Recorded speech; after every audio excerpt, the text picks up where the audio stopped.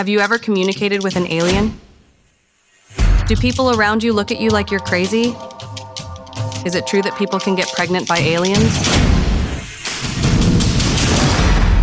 I touched an alien, and an alien touched me.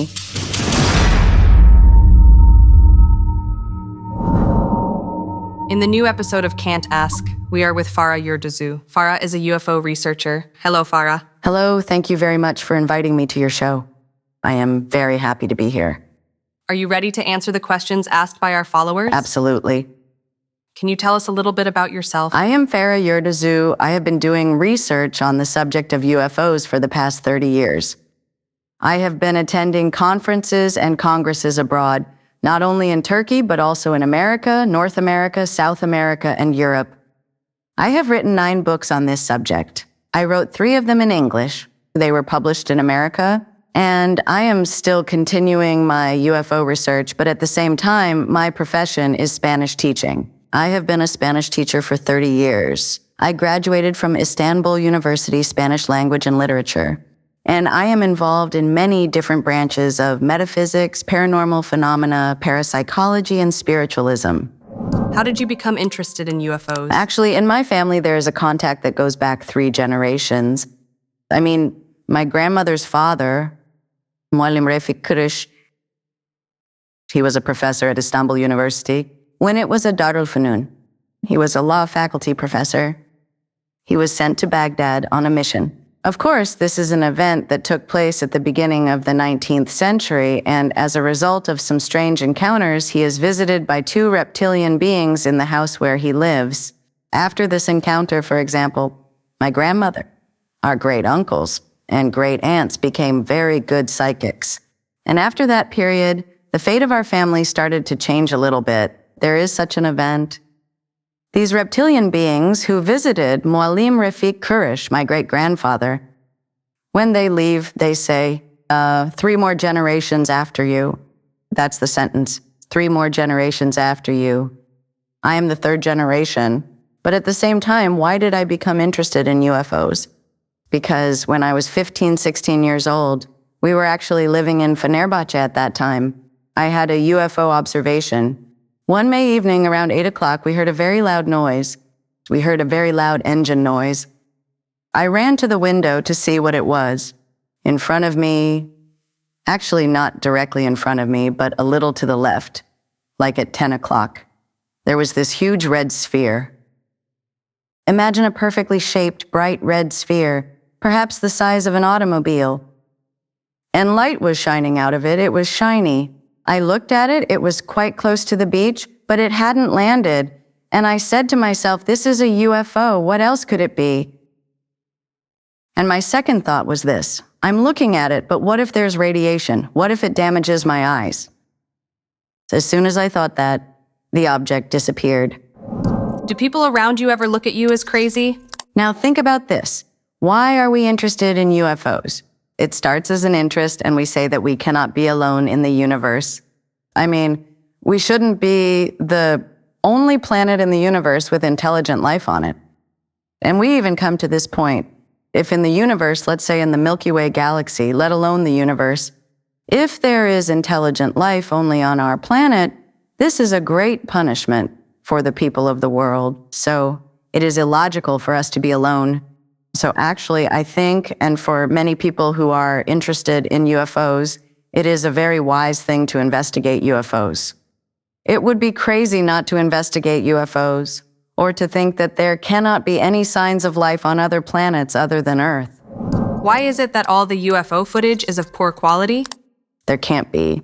There cannot be a perfectly clear UFO photo or footage, because the thing we call a UFO comes from a civilization outside the world, and there is a very strong magnetic field around it. But in recent years, 3 different UFO videos taken by the American Army and the American Navy were actually shared with the world. They are actually the clearest real footages we have of the UFOs at the moment. And in these, of course, there is something like this. These footages were captured by Navy fighter pilots using highly advanced and specialized cameras that were mounted on their jets. The Pentagon admitted that they were UFOs by giving an explanation like, "These are not ours. These do not belong to us. They are not Earth-made." But the story stayed there. Have you ever communicated with an alien? I don't know if we can call it communication, but I actually touched an alien. And an alien touched me. Quite a few years ago, I think it was the year 2000 or 1999, if I am not mistaken. A journalist from Istanbul contacted me and said that there was a lady doctor from the Turkic republics who was in communication with a race from a foreign planet, a race that does not belong to the Earth, and the journalist said that she was calling them in order to invite them here. She was trying to make them come to our dimension. The journalist said, "We want to invite you too. We want you to witness this." Of course, I didn't believe it at the time. Because you know what? First of all, I want to say this.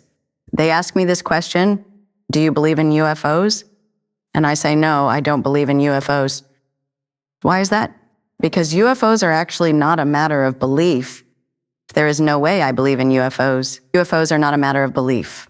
UFOs are a matter of knowing. I want to know the truth about UFOs. That is why I am doing these researches. Now let's come back to that incident. Of course, I couldn't believe what that journalist said at the time. They took me to a house in Eyüp in Istanbul, and I was told the following. These spatial beings, or these interdimensional beings, have a certain mission, and their mission is to heal people, to cure them. And they come to our dimension only under certain conditions, and they use the lady doctor who came from the Turkic republics as an intermediary. They took us into a room and said that these beings belong to a very old race, a very ancient race, and their appearance can actually be quite scary for you to experience. Therefore, you should not see them. We will blindfold you. We accepted this condition as their guests. They blindfolded us. They took us into a room. We all lay down on the beds. And I think the apartment we were in was on the 4th floor, if I am not mistaken. The room we were in had a window facing the sea, so there was no balcony. There was a window. And after a certain period of time, at the invitation of that lady, there was this vacuuming sound through the open window. We all heard it. Something was thrown through the window. Now, when something is thrown from outside, you feel the sound of it. You perceive it. And some beings came in. These beings, they talked to us. And I guess they were approximately about 130, 140 in height. Because we were lying on the beds, and the beings were standing next to us, and their heads and faces were very close to us. They touched us, and we touched them. Now, were these aliens? I don't know if they were interdimensional beings, but they were not human beings, but they had physical bodies. Something like this happened. They talked to us for about 10, 15 minutes. We asked them questions, and one of them actually came up to me, took my hand, held my arm, and pressed my chest with his hand. Maybe it was a healing, I don't know. And his head was very close to my face. Now, there are some things that I remember very well and I will never forget. The voice of these beings sounded like a very old human voice. They were beings who spoke in a trembling, guttural, raspy voice. The hands that touched me were very soft, just like the fingers of a small child, and the skin was very slippery. It was like plastic, as if they had no bones. And there is a second issue. When I was lying down, this being, this alien or visitor, brought his face very close to mine. So it was like we were almost nose to nose when he was talking to me. There was no smell. Because today, when you get this close to any living being, human, child, woman, man, animal, you will definitely smell something. There must be a smell coming from them. I mean, it doesn't have to be a perfume smell. There is a scent of skin, a scent of body or hair, a scent that simply exists. These beings had no smell, but they were talking, and they moved. They even spoke to us telepathically. So they said, "Ask us anything you want." We asked questions. Now they said, "If you want, just think about it in your mind. You don't need to ask out loud. We will answer them too." We did that. They also answered the questions that went through our minds. That was an experience I will never forget for the rest of my life. And then the things that being said would happen in the future about me actually came true. Not only for me, but they came true for others too. They said that after these beings leave, that you will open your eyes, that you can remove the thing in your eyes, you can remove the blindfold, but of course I couldn't stand it. As soon as it was over, I immediately opened my eyes. And at that moment, I saw a source of light flying out of the window and flying towards the sea. I don't know. What was the most interesting thing you found in your research? For me, apart from this incident, the most interesting event related to UFOs is alien abduction. There are actually physical evidences of alien abduction cases. What is this physical evidence? Microchips. That is, microchip implants that aliens leave in people's bodies. These can be surgically removed, and they have been removed. Today, there are teams in America, especially in North America, that specialize in this microchips. And when these microchips are analyzed, it is understood that the material from which that implant is made does not belong to the Earth. So why are these implants left in humans by the aliens? Our guess is that they want to follow those people, both biologically and psychologically, to track them down and monitor them. Let's say it was detected on an X-ray, an implant was found in your nose, or an implant was found in your ear. The entry point of it is not clear, so there is no cut on your body, there is no scar. Secondly, some of these microchip implants turned out to be biological living things, so they are not all made of just metal and material things. In 2007, I was invited to the UFO Congress in Roosevelt, and there, in that Congress, there was a world-renowned UFO and alien abduction researcher, Mr. Daryl Sims. I hope he will come to Turkey again. He has been to Turkey many times before. Someone visited him in Roosevelt. He said, "There is an object in my finger. I don't understand how it ended up there or where it came from." And he showed it to us.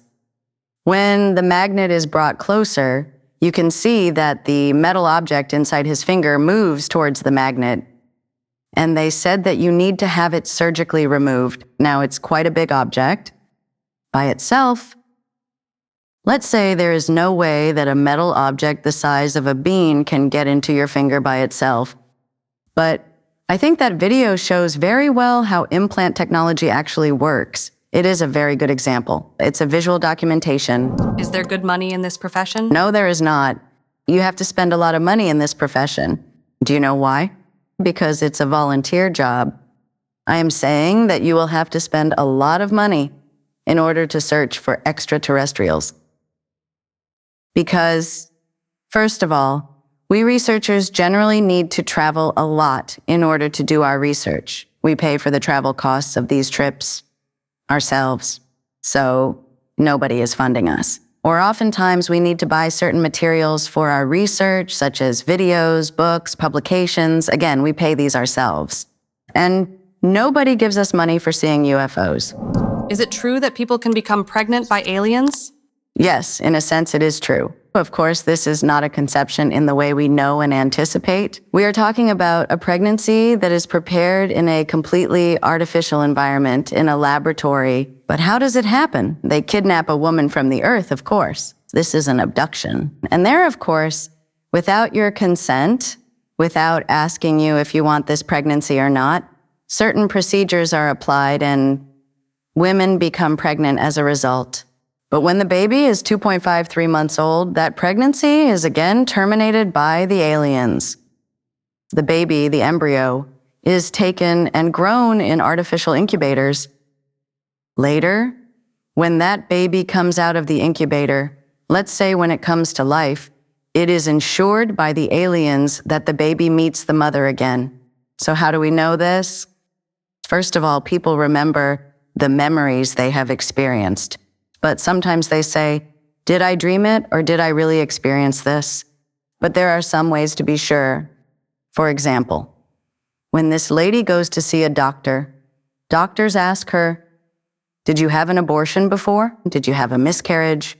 Something like this has happened. And these are in fact proven by doctors' reports. There are reports about these cases in hospitals. Of course, these were incidents that happened abroad. They happen here too, but they are kept under wraps. Secondly, there is the practice of hypnotic regression, that is, entering hypnosis with trance and going back to the memories you have experienced. This is not actually remembering, but reliving that moment. When you do this work with a hypnotherapist who really knows this subject, that is hypnosis, and can do it well, you relive everything you experienced during that abduction. What is the most interesting UFO experience you have ever heard about?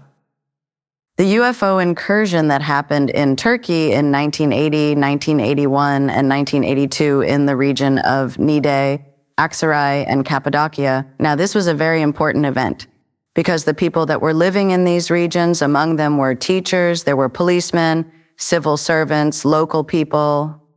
All of them observed UFOs during the day as well as at night. Furthermore, especially at night, they all reported seeing a great deal of UFOs, hundreds of UFOs, coming very close to the ground. Then they witnessed UFOs that were landing in many different places. A taxi driver told me about an incident. The Cappadocia region is a very mysterious region. I am quite interested in that region, and the village roads are deserted at night. The taxi driver, at night, sees a source of light on the road ahead and thinks that there must be another car parked there. But when he comes near it, he sees that the light source is the size of a car, the size of a taxi, but it's an egg-shaped object. And as he approaches, the egg-shaped object slowly lifts up into the air and suddenly flies across the sky at a terrifying speed and disappears. Apart from that, in the same period, the following incident happened in front of the journalists who went to the region to cover and report about the events. The people gathered and they signaled the UFOs by turning their flashlights on and off at the same time. And quite unbelievably, the UFOs responded back in the same rhythmic way by flashing their own lights. That reminds me of something. The last scene of Steven Spielberg's movie, Close Encounters of the Third Kind. UFOs communicate with people by flashing their lights and music. It is just like that. I think that this was one of the most widely recorded and continuous UFO sightings, not only in Turkey, but in the whole world. It lasted for days. In fact, not just days, but months. Where are most UFO sightings in Turkey and why? Yes, the regions in Turkey where most UFOs are seen are, of course, Cappadocia, the center of Turkey, and Marmara and Aegean region. We think that the reason for this is a connection with the energy lines we call ley lines, that is the biological energy, bioenergy of the Earth. Let me tell you about another interesting incident in the Cappadocia region from 1947 to 1948. A young shepherd named Behçet Ojal was visited by aliens. And this contact lasted for a very long time. It lasted until the 1990s, until the death of this person. And it was the first close contact that has ever happened in Turkey, that has ever been recorded. And very interestingly, the aliens, or these extraterrestrial visitors, or these cosmic visitors, would open a curtain on the wall of this man's house every night. Let me remind you that Behçet Ojal lived in a village without electricity. And these aliens were giving him information about their planets, and they even made him draw a map of the universe. Then they also gave him the design of a specific machine. However, they didn't explain what this machine was for. And this happened in the 1970s. Now, when we look at the picture of that machine, Behçet Ojal never said what it was for. When we look at the picture of the machine, it is exactly the same as the Hadron Collider we see today in the CERN project. Is reverse engineering possible with information received from aliens? It is said that such a thing exists. How? To answer that, we need to go back to World War II. Actually, even before World War II. Now, high-ranking figures in the German Nazi military, with Adolf Hitler himself included, were very much interested in occultism, mysticism, spiritism, and extraterrestrial civilizations. And again, it is said that at the end of the 1930s, these officers came to Turkey, to the Van region, in order to explore a UFO that had crashed there but was allegedly still active. And they actually found such a UFO. According to the people that were living in the area, the UFO had crashed there 200 years ago, but it was still active. When they somehow got inside, they saw some writings inside the UFO, and these writings were in Sanskrit. Then again, it is said that the prominent German Nazi officers somehow took the UFO and took it back to their country, just like they took the Temple of Zeus in Pergamon, packed it, and took it back to Germany. Now, after this incident, something like this happens. It is said that Nazi scientists in Germany started designing UFOs and actually producing UFOs. And in fact, the first UFO sightings, the first visual evidence, photographs, and footages about UFOs appear in Germany. They appear in Europe. At that time, UFOs were not yet known in America. UFOs started to be known in America only after the Second World War. And my guess is that if all this is not just conjecture, if the Nazis really came to Turkey and took the wreckage of a UFO that had crashed in Turkey back to their own country, they may have actually produced their own UFOs through reverse engineering. And of course, the story does not end here. Some UFO photos, footages, and plans that are allegedly made by the Nazis have come to light in the following years. In other words, their plans on paper were revealed. And then, after the end of the Second World War, the United States of America brought around 1,000 German scientists over to America for research and technological purposes. They were given new identities, new tasks. At first, this was done as part of a secret project. The name of the operation was the Operation Paperclip. Then it was revealed, of course, and among them was the renowned rocket scientist, Wernher von Braun, the founder of NASA. I mean, the scientist who made it possible for mankind to go to the moon.